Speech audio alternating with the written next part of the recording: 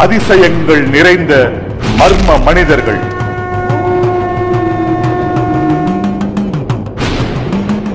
அமானுஷ்ய சக்திகளை தேடி ஒரு பயணம். அமானுஷ்ய உலகம்.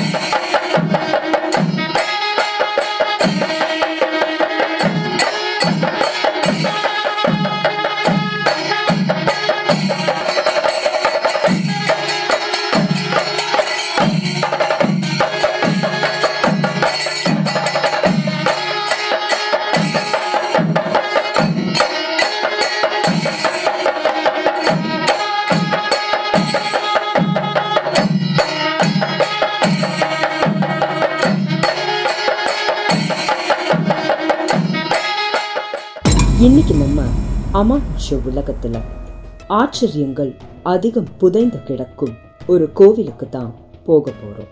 பொதுவாகவே நம்ம குழு கேரளா கிளம்பினா அது விஷ்ணுமாயா கோவிலுக்காக தான் பெரும்பாலும் இருக்கும். குட்டிச்சாத்தன் விஷ்ணுமாயான்னு சொன்னாலே ஆக்ரோஷமா இருப்பாங்கன்னு தான் பார்த்திருப்போம். ஆனா இப்ப நம்ம போக போற இடம் அதுக்கு ரொம்ப நேர்மாறா இருக்கக்கூடிய ஒரு இடம். இங்க இருக்கக்கூடிய விஷ்ணுமாயா சுவாமி மற்ற கோவில்களில் இருந்து வித்தியாசமாக திகழ்கிறார். இந்த கோவிலுக்கு போக முடிவு செஞ்ச நம்ம குழு நேரா கேரள மாநிலத்தில் உள்ள பாலக்காட்டுக்கு போனோம். அங்க இருந்து கொஞ்ச தூரத்துல ஷொர்ணூர் கிட்ட தான் இந்த கலரிக்கல் விஷ்ணுமாயா சாத்தன் சுவாமி கோவில் அமைஞ்சிருக்கு. இன்னைக்கு நம்ம அமானுஷ்ய உலகத்துல கலரிக்கல் விஷ்ணுமாயா சாத்தன் சுவாமி கோவிலுக்கு வந்திருக்கோம். கேரளால பழமையான விஷ்ணுமாயா கோவில்கள்ல இந்த கோவில் பிரதானமான தனித்துவமான கோவில்னு சொல்றாங்க. இன்னைக்கு இங்க உற்சவ திருநாள் அப்படிங்கறதுனால நிறைய விஷயங்கள், நிறைய அதிசயமான தகவல்கள் நமக்காக இங்க காத்துக்கிட்டு இருக்கு. அதெல்லாம் என்ன அப்படிங்கறத நம்ம தெரிஞ்சுக்கலாம் வாங்க. ரொம்ப பிரம்மாண்டமாகவும் இல்லாம சின்னதாகவும் இல்லாம சாதாரணமா இருக்கேன்னு நினைச்சு உள்ள போனோம். அங்க கருவறைக்குள்ள போனதுமே ஒரு ஆச்சரியம் தென்பட்டுச்சு. விஷ்ணுமாயா சுவாமியோட சிலையானது நின்ற வடிவில் இருந்தது. இது மற்ற எந்த கோவில்லையும் இல்லாத ஒரு அதிசயம்.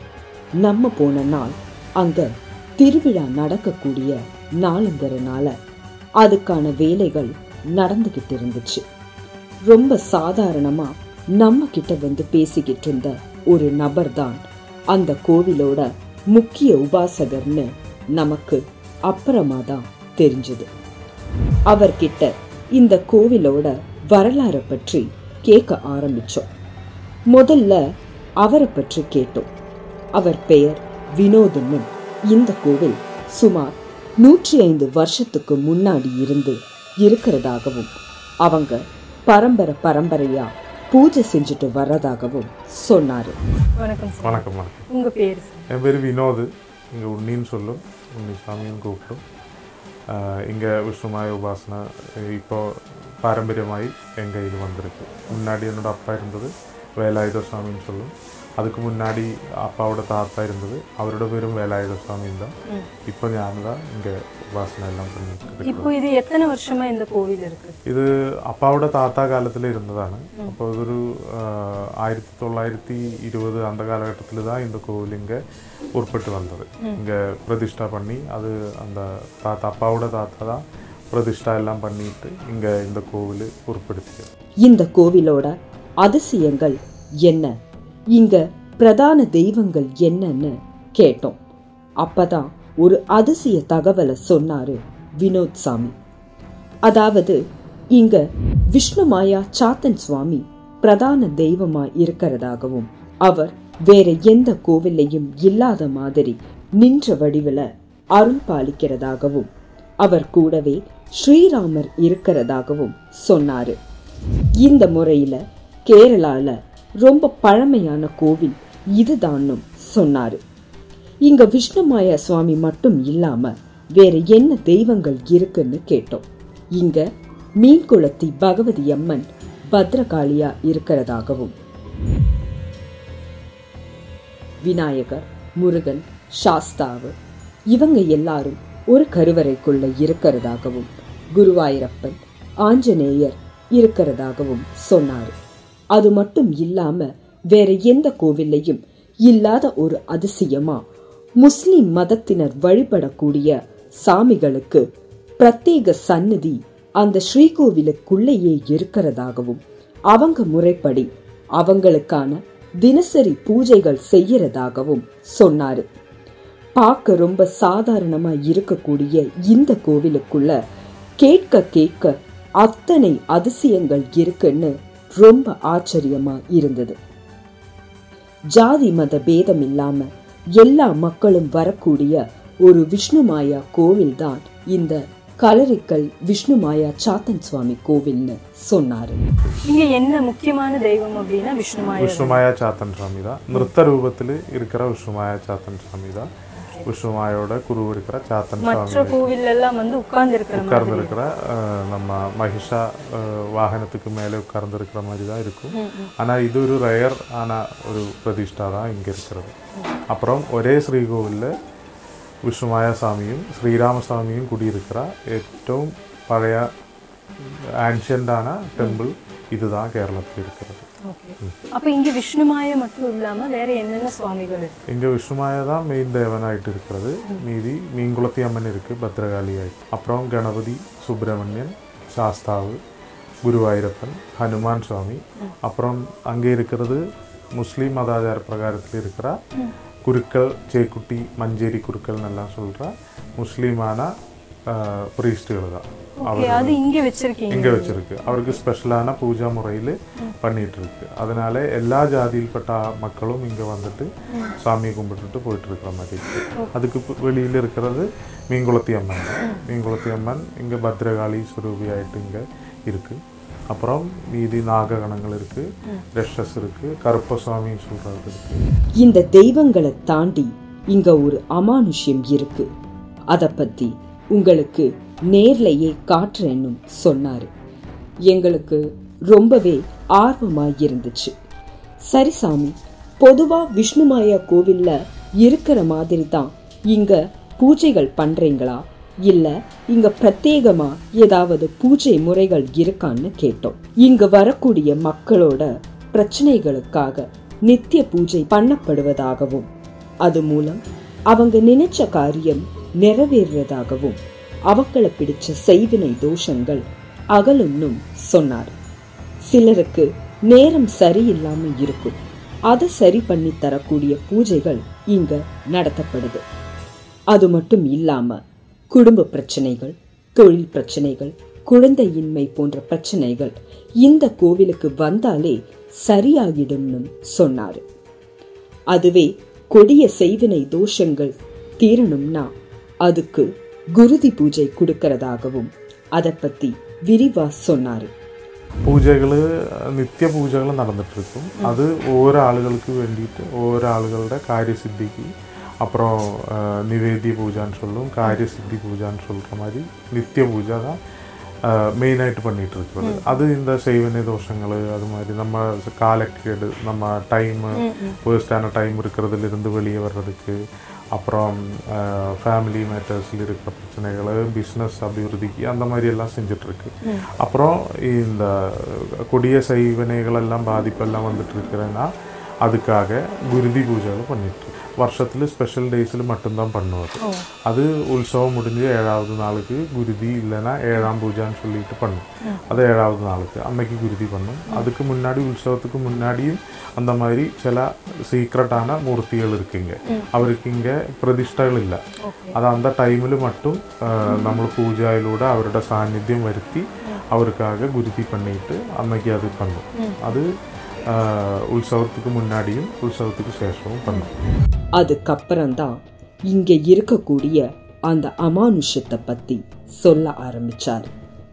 அதாவது ரொம்ப கொடிய செய்வினை பாதிப்புகள், பிரேத பாதைகள் போன்ற பிரச்சனைகள் தீர்க்க இங்க ரொம்ப சக்தி வாய்ந்த ஒரு பத்ரகாளி இருக்குன்னும், அவங்க காட்டுல வாழ்ற மலைவாழ் மக்களோட குல தெய்வம்னும், அவங்க பேரு கல்லிடக்கூடு கருநீலினும் சொன்னார். அவங்க இங்க சுயம்புவா தோன்றிய வெட்டி மரத்திற்கு கீழே வாழ்றதாகவும், மிக கொடிய பிரச்சனைகளை தீர்க்க மட்டும்தான் அங்க போறதாகவும், மற்ற நேரங்கள்ல அங்க யாரும் போக மாட்டாங்கன்னு சொன்னாரு. சில நேரங்கள்ல பிரச்சனைக்குரியவங்களே அங்க அனுமதிக்கப்படுறதில்லைன்னு சொன்னாரு. அங்க போய் பார்க்க முடியுமான்னு கேட்டோம். உங்களுக்கு பயம் இல்லைன்னா வாங்கன்னு சொல்லி அழைச்சிட்டு போனாரு. பகல் நேரம் அப்படிங்கிறதுனால நாமளும் பயம் இல்லாம அவர் கூட போனோம். ஒரு ஒத்தையடி பாதை மாதிரி போன இடத்துல வெட்டி மரத்துக்கு கீழே சாதாரண கல் ரூபத்துல தான் இந்த கல்லிடக்கூடு கருநீலி இருந்தாங்க. இவங்கள மலையாளத்துல யக்ஷின்னு சொல்றதா சொன்னாங்க. எங்க போயும் தீராத பிரச்சனைகள் இந்த நீலி கிட்ட போனா தீர்றதா சொன்னாரு. கேட்க ரொம்ப பயமாவே இருந்துச்சு.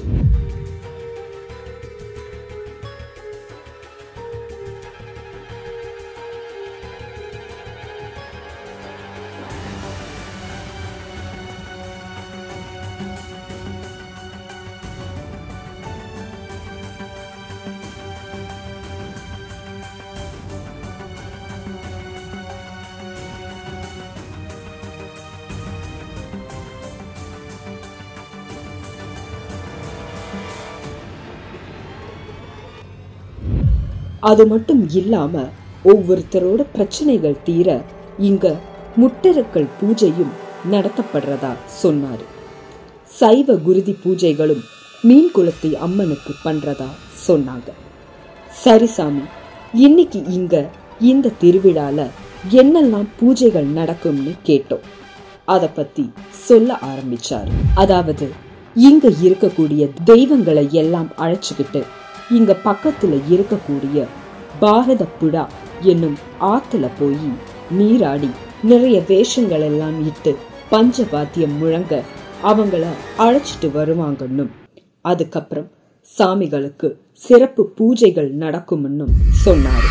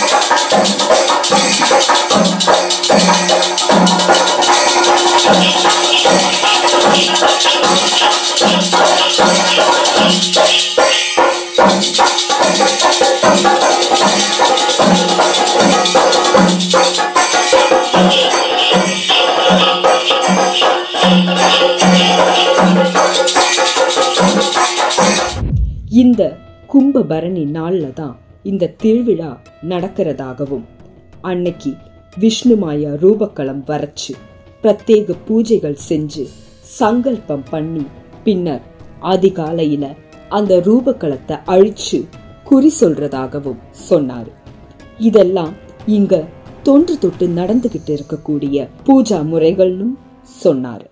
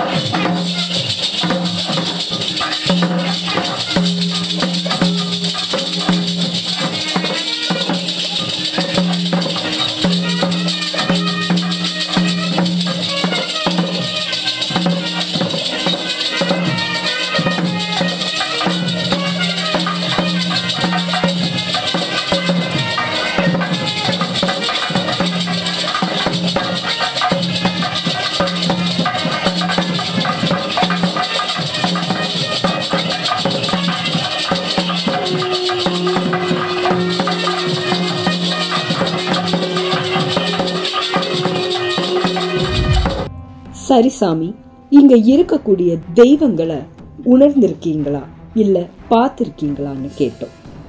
நிறைய உணர்ந்திருக்கோம். நிறைய பேர் இங்க வரக்கூடியவங்க உணர்ந்திருக்காங்க.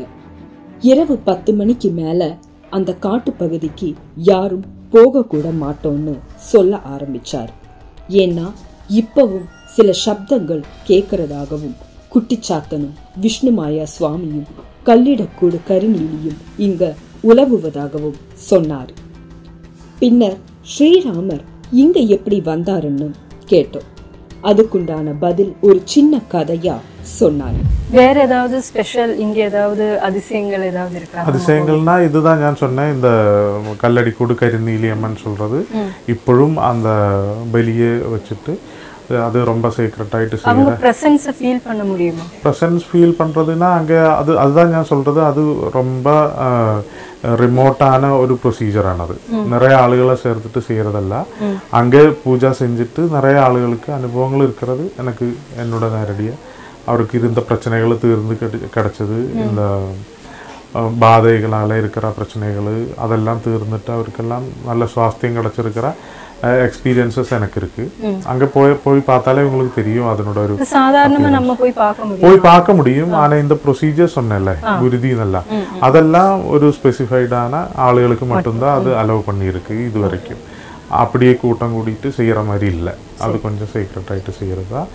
சிலப்போ அந்த இது செய்யற ஆளுகள் கூட அங்க சிலப்போ அலோவ் பண்ணாது. சிலப்போ அவ்வளோ சிவியரான இஷ்யூஸ் இருக்கிற ஆளுகளை அங்க கொண்டு போயாலே கொஞ்சம் பிரச்சனை வரும். இங்கே ஒரு ஸ்பெஷாலிட்டின்னு சொல்லும்போது ஸ்ரீராமசாமியும் விஷ்ணுமாயசாமியும் ஒரே ஸ்ரீகோவில் இருக்கிற கோவில் கேரளாவில் ஆன்ஷியண்டானதும் பூர்வீகமானதும் இதுதான் இருக்கு. அதுதான் ஒரு ஸ்பெஷாலிட்டி. அது எப்படி ஸ்ரீராமசாமியும் விஷ்ணுமாயசாமியும் ஒரு இதில் வர்றேன்னு கேட்டாலே, ஸ்ரீராமசாமி விஷ்ணுமாயாவே உபாசனா பண்ணியிருக்கு. யுத்தம் பண்றதுக்கு போகும்போது விஷ்ணுமாயா உபாசனா கூட பண்ணியிருக்கு அவர் ஸ்ரீராமசாமி.